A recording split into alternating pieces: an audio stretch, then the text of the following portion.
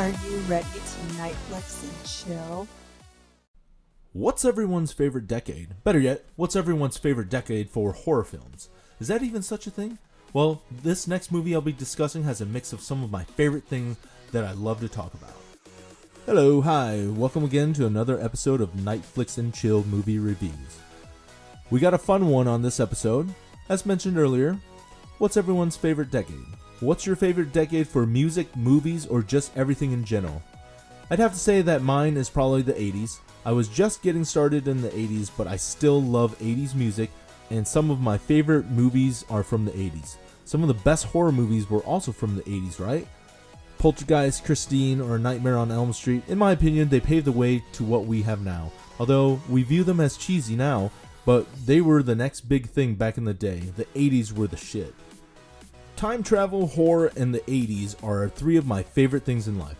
This brings me to the movie Totally Killer. It released on Amazon Prime on October 6, 2023, and although the movie does take place in our current times, it also does take place in the 80s, hence the time travel element. The movie has a runtime of about an hour and 46 minutes, and it's a fun one. Totally Killer mixes elements from Halloween, Scream, and Back to the Future. It's directed by Nanatchka Khan, sorry if I mispronounced your name, who has also directed another fun one called Always Be My Maybe, and produced a few well-known shows such as American Dad and Young Rock. The movie stars Kiernan Shipka, who plays the main gal, Jamie Hughes, and who is best known for her role in Netflix's Sabrina. My apologies, The Chilling Adventures of Sabrina. The movie does also star Olivia Holt, who is best known for her role in the TV series Cruel Summer. Totally Killer references a lot of things from the 80s, as well as the main character's first and last name, and the fact that the main character's young mom self and her friends dress up as different characters that Molly Ringwald has played. Totally Killer takes place on Halloween in 2023. Jamie Hughes is just a normal girl who likes to party and hang with friends like any other teenage girl. She seems to have a little disconnect with her mom, but soon realizes that she should have spent more time with her mother. After disappearing for 35 years, the so-called Sweet 16 killer who took the lives of Jamie's mom's friends from 1987 is back. I think he got the name from killing 16-year-old females and also stabbing them 16 times. That was his motto. He's back, and this time he's looking to finish what he started, and it starts with Jamie's mom, Pam. After discovering the gruesome murder of her mom, Pam, she becomes the next target of the Sweet 16 killer. While escaping from an attempted murder by the Sweet 16 killer, Jamie finds herself in her friend's picture booth time machine.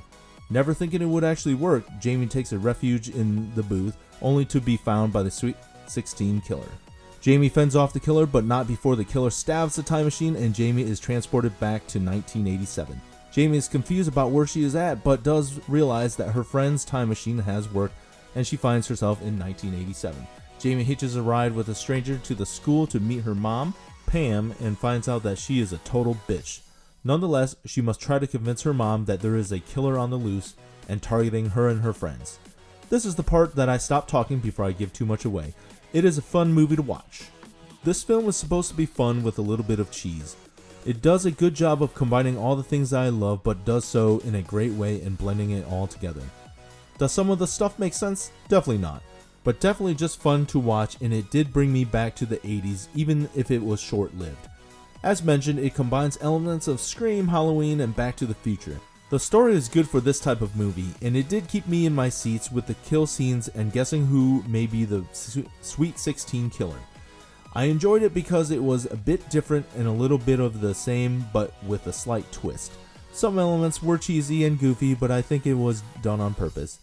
Totally Killer has a rating of 6.6 on IMDb at the time of writing and an 87% score on Rotten Tomatoes. I would happily give this a 7 movie tickets out of 10. It's fun, nostalgic, and definitely slasher horror filled. With all that being said, this brings us once again to the end of this episode.